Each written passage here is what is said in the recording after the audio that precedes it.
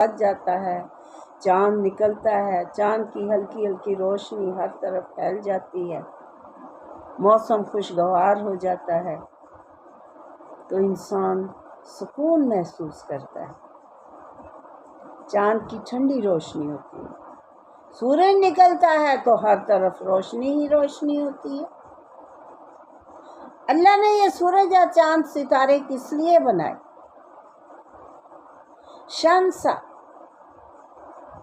شمسی مہینے ہمارے ہیں، یہ انگریزی مہینے جو ہیں یہ شمسی مہینے ہیں سورج سے، اور جو محرم صفر ربیع الاول ہے یہ قمری مہینے، یہ چاند کی تاریخ سے شروع ہوتے ہیں، چاند کی تاریخ سے ہم تہوار مناتے ہیں، حج آتا ہے، رمضان ہوتا ہے، یہ سارے چاند کی تاریخ سے ہوتے ہیں۔ کوئی 29 کا مہینہ ہو گیا، کوئی 30 کا ہو گیا، اس سے ہم آگے پیچھے نہیں جا سکتے، یہ اللہ کے مقرر کیے ہوئی تاریخیں ہیں۔ قرآن کہتا ہے کہ جب سے زمین و آسمان بنے ہیں یہ 12 مہینے تب سے ہیں، قرآن میں ایک جگہ آتا ہے 12 مہینے تب سے ہیں چاند کے، جب سے زمین و آسمان بنے ہیں، جب سے مخلوق بنی ہے تب سے یہ 12 مہینے ہیں۔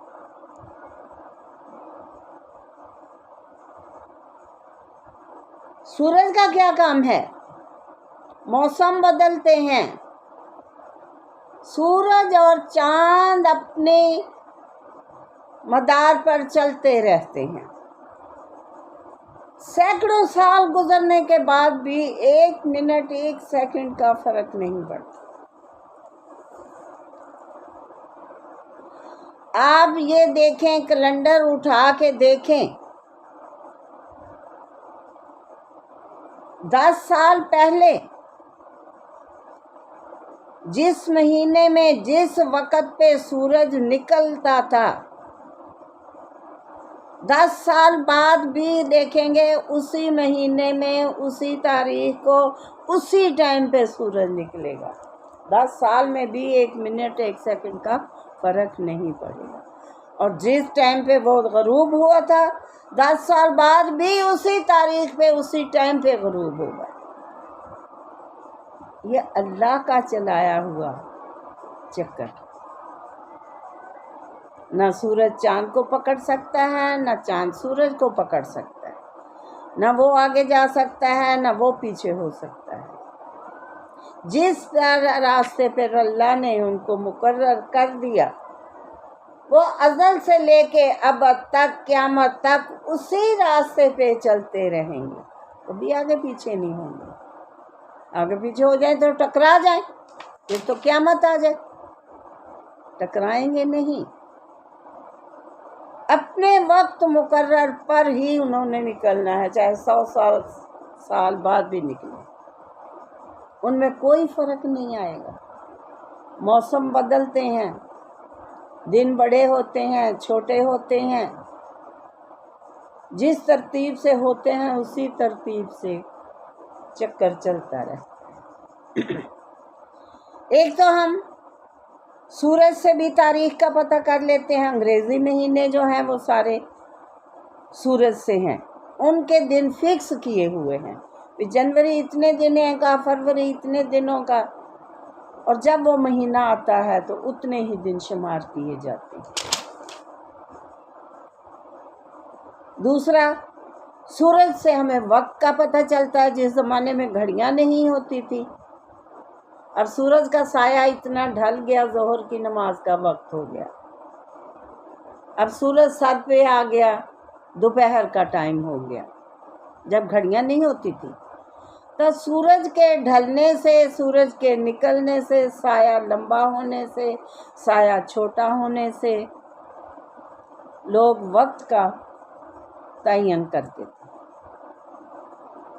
اب دوپہر ہو گئی، آدھا دن ہو گیا، اب سپہر ہو گئی، اب سورج ڈھل گیا ہے، اب سورج مغرب کی طرف چلا گیا ہے، اب شام ہو گئی، اب رات ہونے والی ہے۔ یہ سارے اوقات جو تھے یہ سورج کو دیکھ کر، نمازوں کے اوقات جو تھے وہ بھی سورج کو دیکھ کر، سایہ اتنا لمبا ہو جائے، سایہ اتنا چھوٹا ہو جائے، نماز کا وقت ختم ہو جاتا ہے۔ تو سورج سے کیا کام لیا جاتا تھا؟ ایک تو تاریخ، مہینے، سال، دن، اس کا اندازہ لگایا جاتا تھا۔ ایک ٹائم کا، وقت کا، جب گھڑیاں نہیں ہوتی تھی، سورج کے سائے سے وقت معلوم کیا جاتا تھا۔ اب آدھا دن گزر گیا، اب شام ہونے والی ہے، اب رات ہونے والی ہے۔ یہ سارے ٹائم جو تھے یہ سورج سے لگاتے تھے۔ اور چاند سے، آپ سمندر میں ہیں، آپ کو کیسے پتہ چلے گا ہم کس طرف جا رہا ہے ہمارا جہاز؟ بادل ہیں، بادل چھٹ کے ستارے نکلے ہوئے ہیں، تو ہم ستاروں کو دیکھ کے، وہ اتنی گھڑیاں ہوتی تھی کمپاس، اس میں سوئیاں ہوتی تھی، اس کی ایک سوئی ہمیشہ شمال کی طرف رہتی تھی،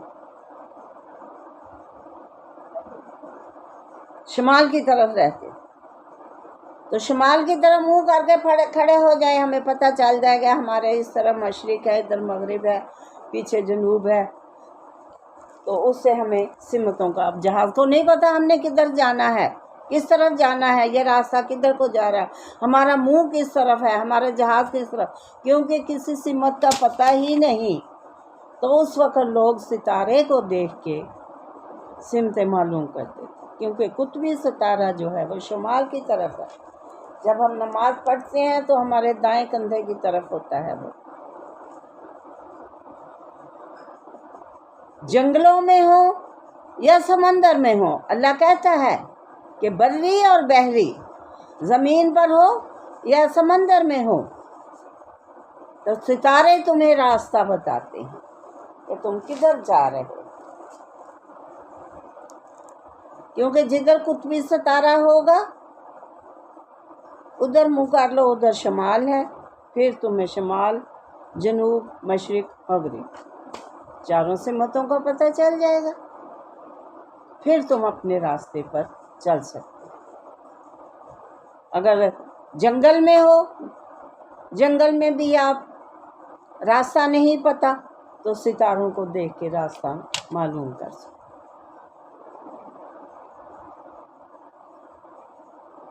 اللہ کہتا ہے وَجَعَلَ اللَّيْلَ سَكَنًا، رات بنائی سکون کرنے کے لیے، آرام کرنے کے لیے، وَالشَّمْسَ وَالْقَمَرَ حُسْبَانًا، حساب لگانے کے لیے۔ اور چاند جو ہے، آج یہ پورا چاند ہے، یہ 14 تاریخ کا چاند، آدھا مہینہ ہو گیا، یعنی جب کیلنڈر نہیں ہوتے تھے، چاند کے مہینے سے، کیونکہ ہمارے جتنے اسلامی تہوار ہیں، رمضان شریف ہے، حج ہے، محرم ہے، جو بھی مہینے ہیں، سب چاند کے حساب سے ہے۔ جب تک چاند نظر نہیں آتا اس وقت تک یکم نہیں ہوگا۔ تو یہ مہینے یا 29 کا ہوتا ہے یا 30 کا، انگریزی مہینے تو 31 کے بھی، وہ تو فکس ہے نا، وہ تو ہمیشہ اسی طرح آتے رہیں گے۔ جنوری 31 کا ہے، فروری 28 کا ہے، اسی طرح سارے مہینے ان کے فکس ہیں، اگلے سال پھر اسی طرح آئیں گے، ان میں کمی بیشی نہیں ہوتی۔ لیکن جو چاند کے مہینے میں ہے، وہ چاند دیکھ کے ہی وہ اس کی تاریخ مقرر ہوتی ہے۔ پہلے چاند دیکھتے ہیں تو پتہ چلتا ہے کہ آج کتنی تاریخ ہے۔ اگر چاند پورا ہے تو ہم کہیں گے آج 14 تاریخ ہے۔ اب گول سے کم ہو گیا تو پھر آج 16 ہے، 17 ہے۔ جب چاند بالکل چھوٹا سا باریک سا نکلتا ہے تو ہم کہتے ہیں آج چاند کی پہلی تاریخ ہے۔ ذرا بڑا ہوا، آج 2 ہے، آج 4 ہے، آج 10 ہے، جب گھٹنا شروع ہو جاتا ہے پھر 15 کے بعد تاریخیں بڑھنی شروع ہو جاتی، 14 کے بعد.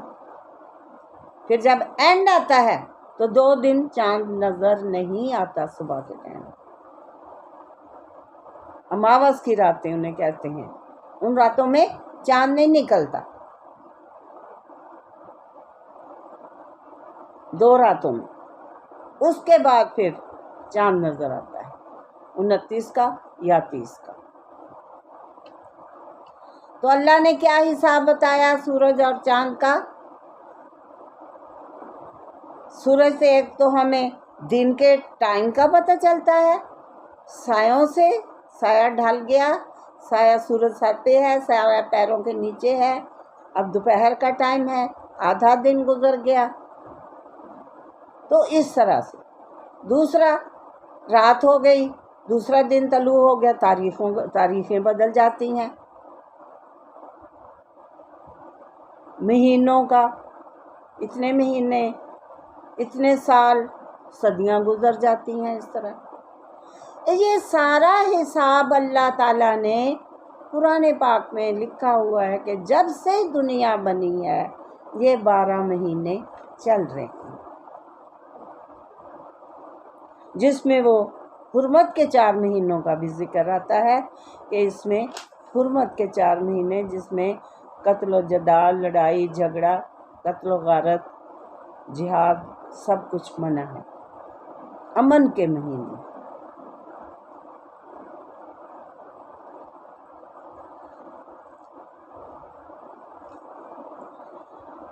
آگے اللہ کیا کہتا ہے؟ والشمس والقمر حسبان، حساب کے لیے ہیں. یہ اللہ نے ذالک تقدیر العزیز العلیم، عزیز، زبردست، علیم، علم والا، جو اس علم والے نے مقرر کیے ہوئے ہیں اندازے، ان میں کبھی کمی بیشی ایک سیکنڈ کی بھی، ایک لمحے کی بھی نہیں ہوتی. ازل سے جیسے چل رہے ہیں ابد تک، قیامت تک ویسے ہی چلتے رہے. یہ چکر چلتا رہے.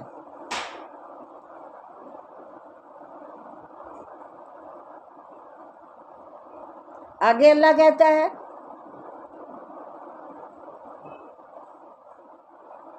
وَهُوَ الَّذِي جَعَلَ لَكُمُ النُّجُومَ لِتَهْتَدُوا بِهَا فِي ظُلُمَاتِ الْبَرِّ وَالْبَحْرِ قَدْ فَصَّلْنَا الْآيَاتِ لِقَوْمٍ يَعْلَمُونَ. هُوَ الَّذِي، وہی ذات ہے، جَعَلَ لَكُمُ النُّجُومَ، جس نے بنائے تمہارے لیے ستارے. پہلے سورج کا آیا، پھر چاند کا آیا، اب ستاروں کا. میں نے انہی میں ستاروں کا بھی ذکر کر دیا تھا کہ ہم قطبی ستارہ دیکھ کے سمت کا پتہ چلاتے ہیں کہ ہم نے کس طرح مشرق کی طرف جانا ہے، مغرب کی طرف جانا ہے، اور ہم اس وقت کہاں ہیں، ہمارا منہ جہاز کا کس طرف ہے. ہمیں نہیں پتہ، ہمارے پاس کوئی وہ نہیں ہے. پہلے زمانے میں تو نہیں ہوتا تھا. بعد میں وہ کمپاس، وہ گھڑیاں جو ہوتی تھی جن میں ایک سوئی ہوتی تھی، وہ ہمیشہ اسے جتنا بھی گھما لو وہ سوئی پھر آ کے شمال کی طرف کھڑی ہو جاتی تھی. تو سمندر میں یا خشکی میں آپ اپنا منہ جس طرف بھی کر لیں گے، سوئی فوراً گھوم کے شمال کی طرف اپنا منہ کر لیں گے، تو وہاں سے ہم سمت معلوم کر لیتے تھے. تو اب یہاں نجوم کے بارے میں اللہ نے کیا کہا؟ وَهُوَ الَّذِي جَعَلَ لَكُمُ النُّجُومَ، وہی ذات ہے جس نے تمہارے لیے ستارے بنائے. اور ستاروں میں دیکھیں کہکشاں ہوتی ہے، ایک سفید دھاری سی جاتی ہے جہاں گھنے ستارے ہوتے ہیں، اسے کہتے ہیں کہکشاں. ستاروں سے بھری ہوئی جگہ. ایک جگہ 7 ستاروں کا جھرمٹ ہوتا ہے. پہلے لوگ کہتے تھے یہ 7 سہیلیوں کا جھرمٹ ہے. ایک دب اکبر ہے، 4 ستارے ہیں، پھر 3 ستارے اس کی سیدھ میں جاتے ہیں، اس کی سیدھ میں جا کے آگے قطبی ستارہ ہے. قطبی ستارہ دوسرے ستاروں سے روشن ہوتا ہے، اور جب صبح ہوتی ہے تو ایک ستارہ چمکتا ہے سب ستاروں سے زیادہ، جسے کہتے ہیں صبح کا ستارہ۔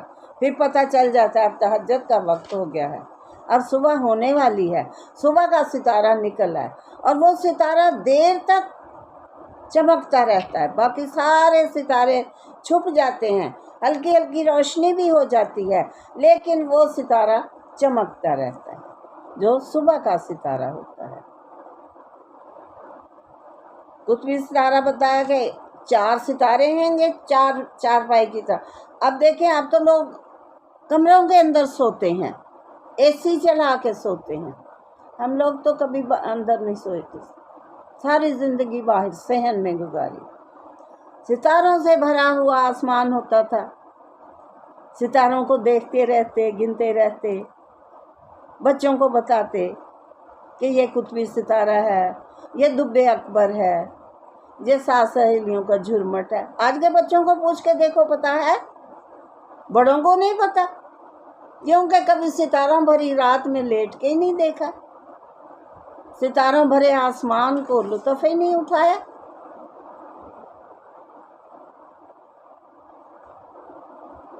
وہ جو کہکشاں ہوتی ہے، وہ ستارے کیسے چمکتے ہیں رات کو، وہ راستہ کیسے لگتا ہے۔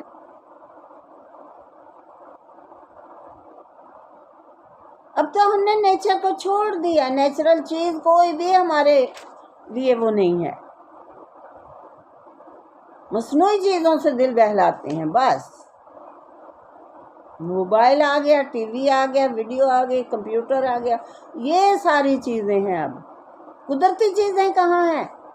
پہلے لوگ صبح صبح اٹھتے تھے، باغ میں جاتے تھے، باغ میں پھول ہی پھول کھلے ہوئے تھے، ہوا میں خوشبو ہوتی تھی، صبح کی ٹھنڈی ہوا چلتی تھی۔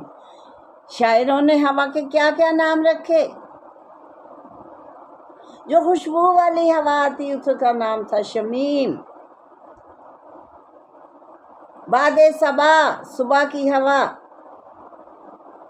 نسیم، یہ ہواؤں کے نام تھے۔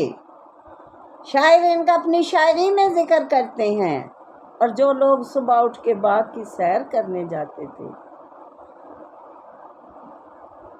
وہ ان خوشبوؤں میں سانس لیتے تھے، اور رنگ برنگے پھول کھلے ہوتے تھے، خوبصورتی ہوتی تھی، قدرت ہوتی تھی، پرندے چہچہاتے تھے۔ اب کہاں ہے پھولوں والے باغ؟ نہیں نظر آتے۔ دیکھے ہیں باغیچے جہاں پھول ہی پھول کھلے ہوں؟ نہیں۔ پھلوں والے تو ہیں، کیونکہ وہ پھل لینے ہوتے ہیں، لیکن اللہ کی قدرت جو پھولوں میں نظر آتی ہے، صبح کو پھولوں پر شبنم کے قطرے ایسے چمک رہے ہوتے تھے جیسے اللہ نے موتی ٹانک دیے۔ کون کہتا ہے کہ میں نے صبح صبح اٹھ کے میں پھولوں کے وہ دیکھتا ہوں، جا کے باغ میں جاتا ہوں، سیر کرتا ہوں۔ پارک تو بنے ہوئے ہیں لیکن پھول نہیں ہیں وہاں بھی۔ اللہ کی وہ فطرت، وہ نیچرل نظر نہیں آتی۔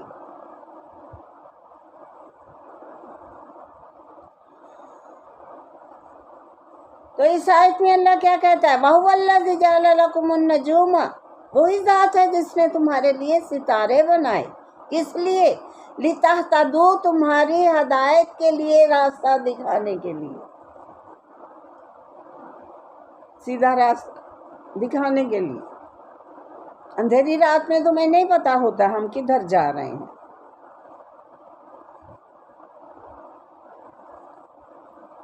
لِتَهْتَدُوا، تمہیں راستہ دکھانے کے لیے، بِهَا فِي الظُّلُمَاتِ، اندھیرے میں، بَرِّ وَالْبَحْرِ، خشکی میں، چاہے جنگل میں ہو، چاہے اس میں ہو، سمندر میں ہو، بری خشکی، بحری سمندر، دریا۔ قَدْ فَصَّلْنَا الْآيَاتِ لِقَوْمٍ يَعْلَمُونَ، اللہ کھول کھول کے اپنی آیتیں بیان کرتا ہے نشانیاں، آیات نشانیاں۔ اللہ کہتا ہم نے کھول کھول بیان کر دیے ان لوگوں کے لیے، یعلمون جو علم رکھتے ہیں، جو غور و فکر کرتے ہیں۔ اللہ نے قرآن کس لیے بھیجا؟ کہیں قرآن میں نہیں لکھا فلا یقرؤون القرآن کہ تم قرآن کیوں نہیں پڑھتے، پڑھنے کا حکم نہیں دیا اللہ نے۔ اللہ کہتا فلا یتدبرون القرآن، تم قرآن کو سمجھتے کیوں نہیں، تم قرآن پہ غور کیوں نہیں کرتے، تم قرآن پہ عمل کیوں نہیں کرتے۔ اللہ کہتا میں نے انسان کو کس لیے پیدا کیا؟ اپنی عبادت کے لیے۔ عبادت کیا ہے؟ قرآن پڑھنا اور اس پر عمل کرنا۔ قرآن پہ جو عمل کرو گے نا، قرآن نے کہا نا کہ سچ بولو، آپ نے سچ بولا، آپ نے قرآن پہ عمل کیا، وہی تمہاری عبادت، وہ تمہاری عبادت لکھی جائے گی اور اس کی تمہیں نیکیاں دی جائیں گی، اس کا تمہیں اجر دیا جائے گا۔ تو جو بھی تم قرآن پہ عمل کرو گے، قرآن کے حکم پہ جو بھی عمل کرو گے تو اسی کا تمہیں، وہی تمہاری عبادت ہے۔ ہر وہ کام تمہاری عبادت ہے جو قرآن حکم دیتا ہے اور تم اس پہ عمل کرتے ہو اور اس کا تمہیں اجر ملتا ہے۔ صرف نماز، روزہ، حج، زکوٰۃ یہ تو اللہ نے فرض کیے ہوئے ہیں، اس کے علاوہ جو ہے ہماری ساری زندگی کا نچوڑ جو ہے، سنو قرآن کیا کہتا ہے کہ جو بھی ہم قرآن پہ عمل کریں گے وہ ہماری عبادت ہے، ہمیں اس کا اجر ملے گا۔